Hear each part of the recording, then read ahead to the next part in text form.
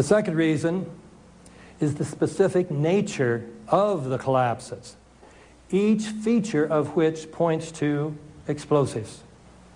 For example, the buildings collapsed straight down and at virtually free fall speed, as in controlled demolitions. And then the rubble smoldered for months afterwards. With regard to the Twin Towers in particular, many people in the building said that they felt or heard explosions. Virtually all the concrete of these enormous structures was pulverized into very fine dust. This was the South Tower. This was 104, 106 stories tall. This is what is left. Up there was the North Tower. And you look, and you see, and there's no concrete. There's very little concrete. All you see is aluminum and steel. What happened to the concrete? The concrete was pulverized. And I was down here Tuesday, and it was like you were on a foreign planet. All of Lower Manhattan, not just this site, from river to river, there was dust powder 2-3 inches thick. The concrete was just pulverized. Try this. Get a piece of concrete and drop it a little over 1,000 feet and see if it pulverizes into very fine dust. It won't happen. Much of this dust, along with steel and aluminum, was blown out horizontally from the buildings several hundred feet. Most of the steel beams and columns came down in sections about 30 feet long, conveniently ready to be loaded onto trucks. And pools of molten steel were found beneath the rubble. This is how it's been since day one. Oh, it's unbelievable. And this is 6 weeks later, almost 6 weeks later.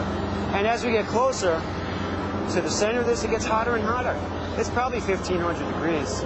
We've had some small windows into what we thought was a core at some point, and it looked like an oven. You know, it was just roaring inside. And it's just a bright, reddish-orange color. These and even more effects point to the existence of very powerful, precisely placed explosives. A third thing supporting the theory of controlled demolitions is evidence of a deliberate cover-up. If the building's steel columns and beams had indeed been broken by explosives, an examination of the steel would have revealed this fact. However, although it is normally a federal offense to remove anything from a crime scene, the steel was quickly loaded onto trucks and put on ships headed for Asia to be melted down. I will mention one more example of the cover-up.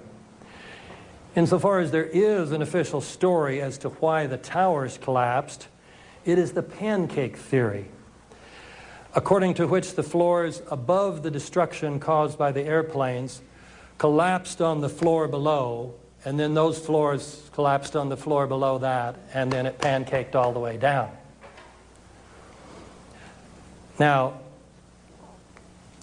even if this theory were remotely plausible, can you imagine it pancaking at free fall speed?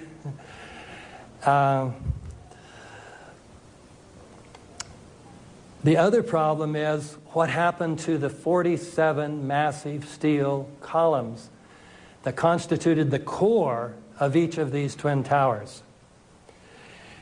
They were the weight-bearing structures of each tower.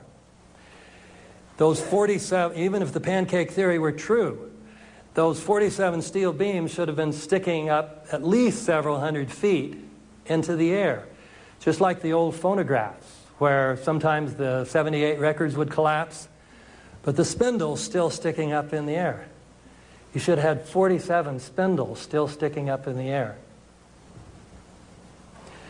Well, what did the 9/11 Commission report do about that problem?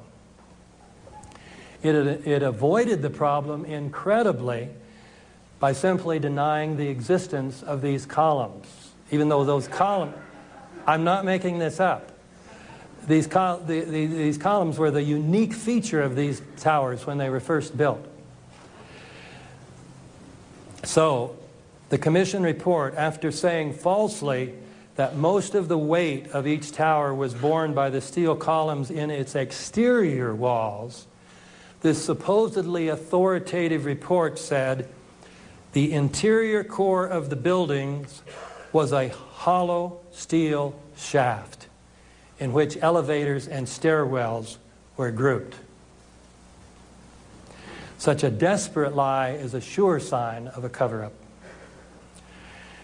In any case, when we look at all these features of the collapses, the idea that they could have been caused by the impact of the airplanes plus the resulting fires is ridiculous.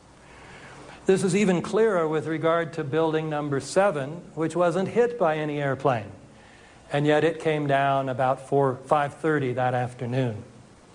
Its collapse remains so impossible to explain, except as controlled demolition, that the 9/11 Commission report did not even mention it, as if the collapse of a 47-story building was not worthy of comment.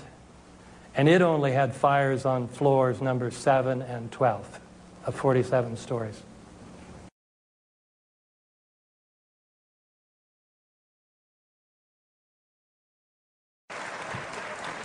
Big round of applause for Mr. Jeff King.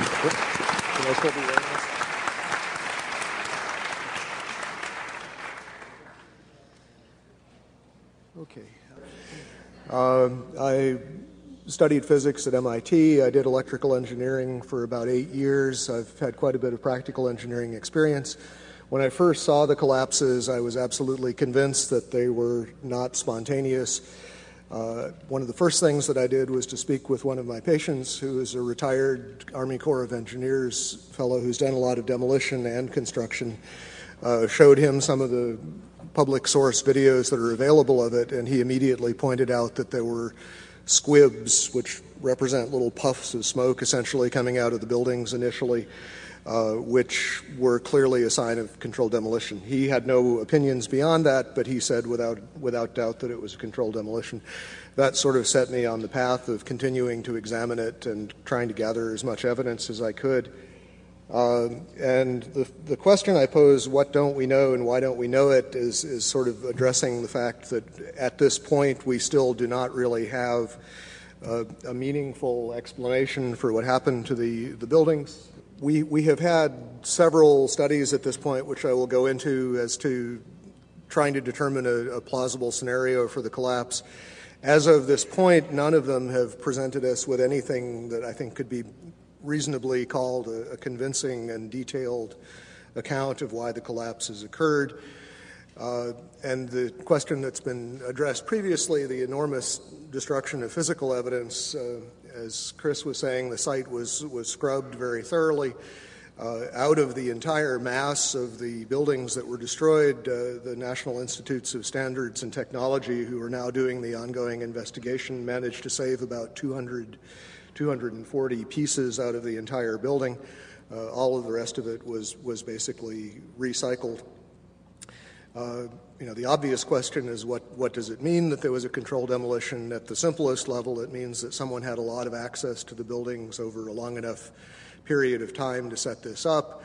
It implies, as many other things have tonight, that the people who had effective control of the site had an interest in having it scrubbed and making sure that no information was available, that a forensic reconstruction couldn't be done.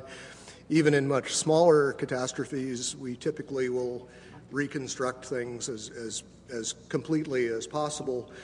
For example, TWA Flight 800 pieces were dredged off the bottom of the sea.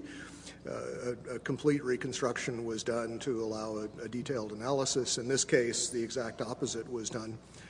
The first report that was really issued on this was issued by FEMA in collaboration with the American Society of Civil Engineers. There was basically a volunteer team from ASCE that had very limited access to the site. A lot of the pieces that they were able to retrieve were retrieved by going to landfills and trying to find interesting pieces before they were disposed of.